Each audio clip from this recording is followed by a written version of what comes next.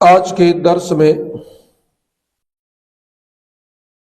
ہم پچھلے دو درسوں کا جو درس پہلے گزر چکے ہیں ان دو درسوں کا دوسرا حصہ پڑھیں گے۔ آیت نمبر 3، اللہ تعالیٰ کی یہ آیت مبارکہ سورہ نساء میں 69 نمبر پر موجود ہے۔ وَمَن يُطِعِ اللَّهَ وَالرَّسُولَ فَأُولَئِكَ مَعَ الَّذِينَ أَنْعَمَ اللَّهُ عَلَيْهِمْ مِنَ النَّبِيِّينَ وَالصِّدِّيقِينَ وَالشُّهَدَاءِ وَالصَّالِحِينَ وَحَسُنَ أُولَئِكَ رَفِيقًا، کہ جو کوئی اللہ تعالیٰ اور اس کے رسول کی فرمانبرداری کرے بس یہ لوگ ان لوگوں کے ساتھ ہوں گے جن پر اللہ تعالیٰ نے نعمت کی، پیغمبروں، صدیقین، شہداء اور صالحین کے ساتھ ہوں گے۔ اب قادیانی مرزائی اس سے دلیل پکڑتے ہیں کہ اس سے مراد یہ ہے کہ ایک نبی، ایک انسان نبی کی اطاعت سے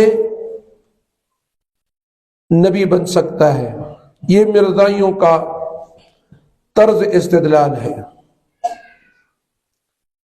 اس آیت مبارکہ سے بھی معلوم ہوتا ہے کہ حضور صلی اللہ علیہ وسلم کی امت کو آپ کی اطاعت سے نبوت حاصل ہوتی ہے۔ یعنی مرزائی قادیانی اس آیت مبارکہ سے دلیل پیش کرتے ہیں نبوت کے جاری ہونے پر کہ انبیاء کرام علیہ السلام کی اطاعت سے ایک انسان نبی بن سکتا ہے، نعوذ باللہ۔ جس طرح آپ کی اطاعت سے امت میں صالح، شہید اور صدیق ہوتے ہیں، اسی طرح آپ کی اطاعت سے نبی بھی ہوتے ہیں۔ اور قادیانی کہتے ہیں کہ یہی ہمارا دعویٰ ہے کہ آپ کی اطاعت والی نبوت جاری ہے۔ یعنی مطلب یہ کہ ایک انسان نبی کی اطاعت سے نبی بن سکتا ہے، اور یعنی آپ کی اطاعت سے اطاعت والی نبوت جاری ہے۔ لہذا ہمارے دعوے کے لیے صریح دلیل ہے۔ قادیانی کہتے ہیں کہ یہ آیت مبارکہ ہمارے دعوے کے لیے واضح دلیل ہے، کیونکہ بالاتفاق حضور صلی اللہ علیہ وسلم کی اطاعت سے 3 درجے ہوتے ہیں۔ اس لیے اس آیت کا یوں معنی کرنا درست نہیں ہوگا کہ اللہ اور اس کے رسول کی اطاعت کرنے والے ان 4 قسم کے لوگوں کے ساتھ ہوں گے اور انہیں اس کی رفاقت حاصل ہوگی، بلکہ جب 3 درجہ اطاعت سے حاصل ہوتے ہیں تو 4تھا درجہ بھی اطاعت سے حاصل ہوگا، اور وہ نبوت کا درجہ ہے، نعوذ باللہ۔ وہ خود یہ تفسیر اور یہ معنی اپنے آپ سے بناتے ہیں، اور یہاں پر ما کا معنی وہی ہے جو توفنا مال ابرار میں ہے۔ قادیانیوں کی اس دلیل کا، اس کے استدلال کا ہم نے کئی جوابات کیے ہیں۔ جواب نمبر 1، کسی ایک مجدد، یعنی تمام قادیانی مل کر کسی ایک مجدد یا مفسر سے اپنے معنی کی توثیق پیش کریں کہ کسی مفسر نے یا مجدد نے یہ معنی کیا ہو، جو مطلب قادیانی لیتے ہیں، جو معنی قادیانی کرتے ہیں، یہ اپنا معنی کسی مجدد یا مفسر سے ثابت کر دیں۔ بالکل ثابت نہیں کر سکتے۔ یعنی تمام جتنے مجدد گزرے ہیں دنیا میں اور جتنے مفسرین گزرے ہیں دنیا میں قرآن مجید کے، کسی مفسر نے یہ معنی نہیں کیا۔ قیامت کی صبح تک قادیانی کسی مجدد کا یا کسی مفسر کا یہ مطلب یہ معنی بیان نہیں کر سکتے۔ جواب نمبر 2، دلیل دعوے کے مطابق نہیں، یعنی قادیانوں کا جو دعویٰ ہے نبوت کے جاری ہونے کا، تو یہ دلیل پیش کرنا یہ آپس میں مطابقت نہیں رکھتا، کیونکہ النبیین کا لفظ نبیوں کے تمام اقسام کو شامل ہے۔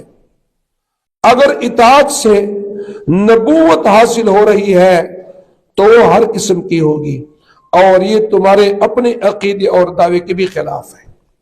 یعنی تمہارے قادیانیوں کے نزدیک بھی اطاعت سے جو نبوت حاصل ہو رہی ہے وہ ہر قسم کو شامل نہیں ہے، لہذا قادیانیوں کا یہ دعویٰ اور دلیل آپس میں مطابقت نہیں رکھتا۔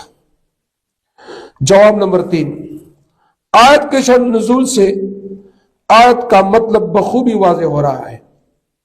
یعنی اگر اس آیت مبارکہ کے شان نزول کو دیکھا جائے تو اس سے اس آیت مبارکہ کا مطلب بالکل واضح ہو رہا ہے کہ اطاعت سے نبی نہیں بن سکتے، بلکہ اطاعت سے نیک، صالح، شہید اور صدیق بن سکتے ہیں، لیکن نبی نہیں بن سکتے۔ شان نزول یہ ہے کہ حضرت محمد صلی اللہ علیہ وسلم کے ایک غلام حضرت ثعبان رضی اللہ تعالی عنہ نے عرض کی، یا رسول اللہ صلی اللہ علیہ وسلم، قیامت کے روز آپ بہت بلند مقام پر ہوں گے، یعنی آپ کی جنت، آپ کا مقام و مرتبہ بہت ہی بلند ہوگا، تمام انبیاء سے بھی بلند ہوگا، اور ہم خدا جانے کہاں ہوں گے، یعنی ہم تو نچلے درجے میں ہوں گے۔ کیا ہماری آپ سے ملاقات ہو سکے گی؟ یا رسول اللہ، جس طرح دنیا میں ہم آپ سے ملاقات کرتے ہیں تو کیا قیامت کے دن جنت میں بھی آپ سے ملاقات ہو سکے گی، اور ہم اپنی آنکھوں کو آپ کے دیدار سے ٹھنڈا کر سکیں گے؟ جس طرح دنیا میں آپ کا دیدار کر کے اپنی آنکھوں کو ٹھنڈا کرتے ہیں، یا رسول اللہ کیا آخرت میں بھی، جنت میں بھی آپ کی دیدار مبارک سے اپنی آنکھوں کو ٹھنڈا کر سکیں گے؟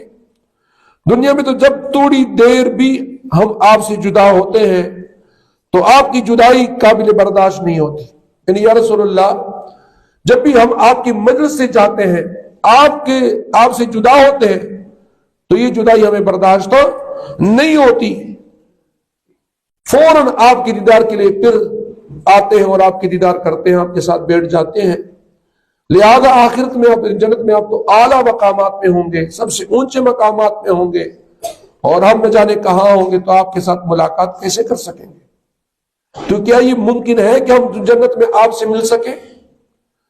اس صحابی کے اس مطالبے پر، اس سوال پر اللہ تعالیٰ نے یہ آیت مبارکہ نازل فرمائی، اور اللہ تعالیٰ اور اس کے رسول صلی اللہ علیہ وسلم کی اطاعت کرنے والوں کو ان نیک لوگوں کی رفاقت حاصل ہوگی، اور اس سے معلوم ہوگا کہ یہاں درجات کا ذکر نہیں بلکہ محض رفاقت اور ساتھ دینے کا ذکر ہے۔